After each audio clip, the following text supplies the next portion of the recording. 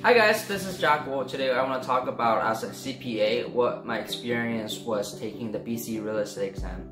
So in terms of the difficulty, obviously the CPA exam was much harder, but you know, it's essentially a very different purpose, right? The CPA exam was given at a certain level of work experience. Like, you know, they assume that you have 2 to 3 years of work experience, but the BC real estate licensing exam is an introduction exam where they don't expect you to have any work experience. So it's very different nature. So that's why the difficulty level is very different.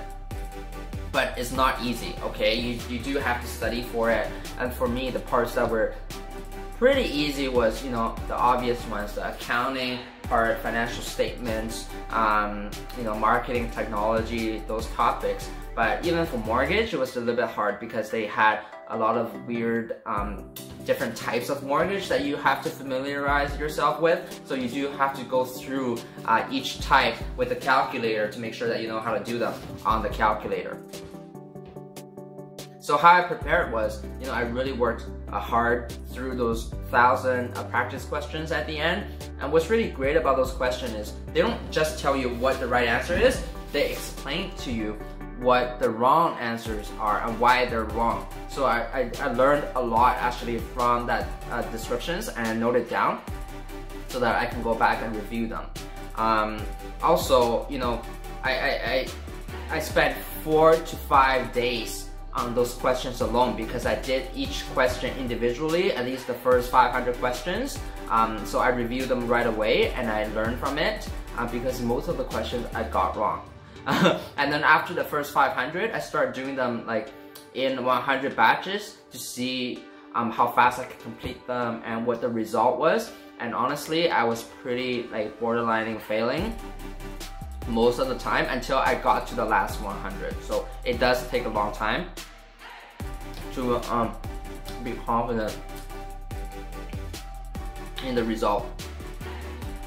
For me, the most difficult parts were the Latin, because a lot of them look very similar, so you don't know what topics they apply to.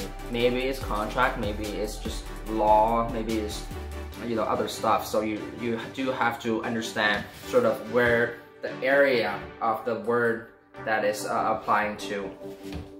Also, in the questions, they use a lot of double negatives. Like, for example, out of these 4 choices, which ones are not the wrong choices? So which ones are the right ones? But they don't tell you that straightforward, right? In a straightforward way. So you do have to think about what they're asking and try to unravel the wording and point it out to yourself that, okay, what they're asking is this, right? So I found that really tricky. And a lot of questions are really long, so you do have to take the time to read through them.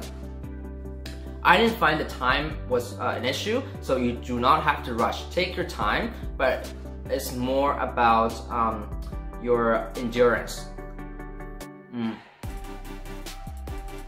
Because after doing the first few questions, I found that they were really hard and tricky, and I was really scared.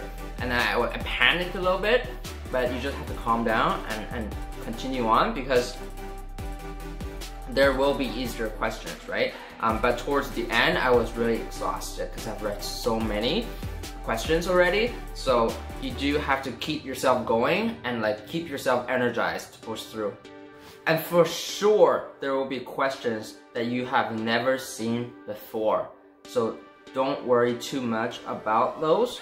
And just make sure that you can get all the questions that you're confident about, and those are the ones that you need to make sure that you can get the points on.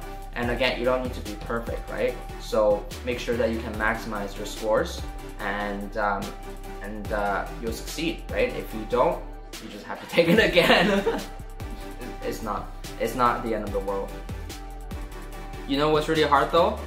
Getting clients. That's the hardest part. It's not about taking the test. So the challenge is coming up after you get your license. So be prepared for that. Thanks a lot. That's all for now.